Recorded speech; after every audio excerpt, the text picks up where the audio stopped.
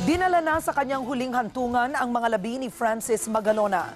Kinilala ang makabayang tatak na iniwan ng King of Pinoy Rap sa paggawad sa kanya ng Military Honors at Presidential Medal of Merit. Nagpapatrol Nina Corpus. Daang-daang fans ang dumating sa Loyola Memorial Park para makasama hanggang sa huling sandali ang idolo nilang si Francis M. Pagkatapos ng misa sa Christ the King Church, dito dinala ng convoy ang mga abo ni Francis na ikinremate kaninang madaling araw. Binigyan ng military honors ang master rapper matapos siyang gawaran ng Presidential Medal of Merit dahil sa pagiging makabayan. Nag-alay naman ng tula sa master rapper ang dalawang batang anak ni Francis. Now fly, butterfly, as high as you can go. Papa Kiko is right there with you, more than you know. Maya-maya ay nagpalipad sila ng mga paru-paro. At bago ilagay sa huling hantungan ang mga abo ni Francis, yinakap at hinalikan muna ito ng kanyang pamilya. Sa tugtog ng mga kanta ni Francis, isa-isa namang naghagis ng rose petals ang pamilya Magalona.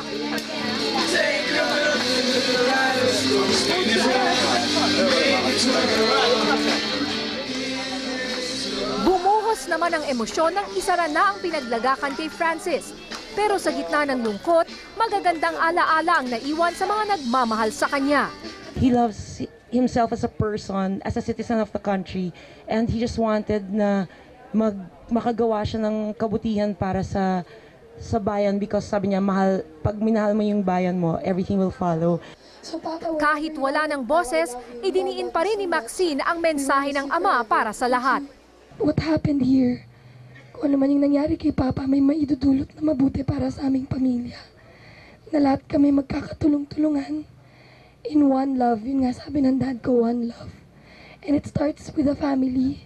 Mas magiging mabuti kang Pilipino pag kaya mong mahalin ang sarili mo at ang pamilya mo ng buong buo. Mamamahal mo rin yung bansa mo at yung mga kababayan mo. Maaga man ang pagpanaw ni Francis M., buhay na buhay naman para sa kanyang mga pamilya, kaibigan at libo-libong fans ang kanyang mga adhikain tulad ng pagmamahal sa sariling bayan. Simple lang pero iba ang dating dahil galing ito sa nag-iisang King of Pinoy Rap. Nina Corpus, Patrol ng Pilipino. At ang pinakahuling balita pa rin sa libing ni Francis Magalona mula sa ating Star Patroller Femela Baranda, Fem. Karen na maalam at nagbigay-pugay na kagabi ang pamilya, kaibigan at fans ng yumaong si Francis Magalona. Bumigay naman ang emosyon ng lahat sa ibinigay na eulogy ng pamilya ng master rapper. Nagpapatrol May Lozano. Pangako, hindi kita iiwan. Hanggang sa huli, sa musika idinaan ng pamilya at malalapit na kaibigan ni Francis Magalona ang pamamaalam sa master rapper. Sa bawat yugto ng aking buhay. Punong-puno ng emosyon ang pag-awit ni Shara Soto at Gary Valenciano sa huling misa sa Christ the King Church sa Green Meadows, Quezon City. Goodbye, my friend, goodbye. Bumuhos ang emosyon ng pamilya at malalapit na kaibigan ni Francis sa kanilang pag-alaala at pagbibigay-pugay sa buhay ng master rapper.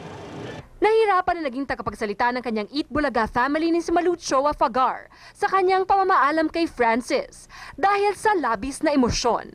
We thank God for lending one Francis Magalona to Eat Bulaga. We thank Pia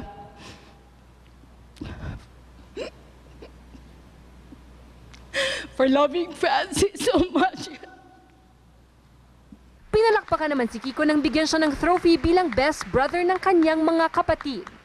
Inalaala naman ng best friend na si Michael V ang nakatutuwang trivia sa kaibigan. Hindi ako makapaniwalang mahilig sa mamahaling underwear si Kiko. Dahil ayaw niya yung maaksidente siya at pag dinala siya sa ospital, pangit yung brief na suot niya pag binuksan ng mga nurse. Pero di napigilan ng komedyante ang pagbuhos ng luha. Gusto kong sabihin at ipaalam ang nararamdaman ko. Francis M., Kiko, idol, Brad, I love you. I love you so, so much. And I will think of you every day for the rest of my life. Pinakamalungkot ang pamamaalam ng mga anak ni Francis M. You took us in and treated us like any of the other kids. So thank you very much for that. Even if he's not my biological dad, he's more, he loves me more than my real dad. Si Maxine hanggang sa huli, pagmamahal ang pabaon sa ama. I just wish that I had spent more time with him. I wish that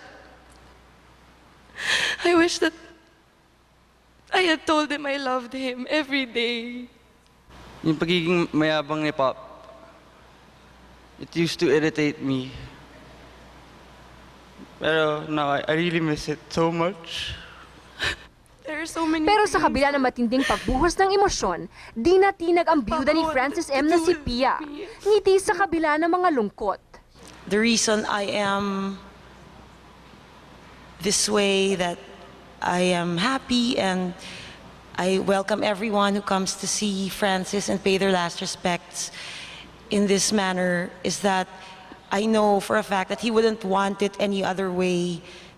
Gusto rin niya magandang alaalang may iwan sa mga mahal sa buhay ni Francis, kahit sa huling sandali ng buhay nito. He was really peaceful about his passing. He was really able to accept it. Marie Lozano, Patrol ng Pilipino. Samantala, tinatampok ngayon dito sa Fashion Walk ng Greenbelt ang photo exhibit ng photographer na si Mark Nicdao. Pinamagatang Alive ang photo exhibit na ito para ipakita ang iba't ibang mukha ng kagandahan ng buhay. Sa ibang balita naman,